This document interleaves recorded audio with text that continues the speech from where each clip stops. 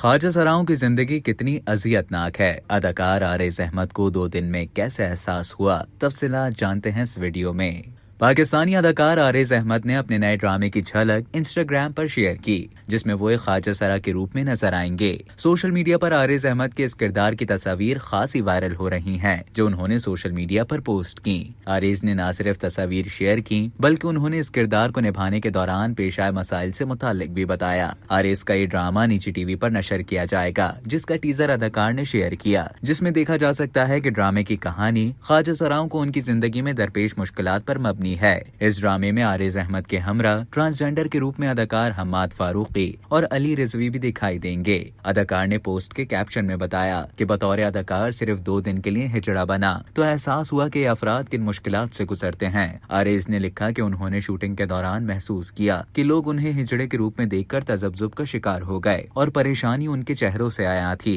उन्होंने एतराफ किया कि महज 2 दिन की शूटिंग ने उन्हें इस बात का एहसास दिला दिया कि ख्वाजा सरा सारी जिंदगी किस तरह अजियत में गुजारते हैं। साथ ही अदाकार ने वजाहत दी कि हिजड़े या मुखन्नस लोग ट्रांसजेंडर्स नहीं होते। अब तक के लिए इतना ही। मजीद खबरों और न्यूज अपडेट्स के लिए डेली जंग के यूट्यूब चैनल को सब्सक्राइब करें और फेसबुक के पेज को लाइक करना ना भूलें।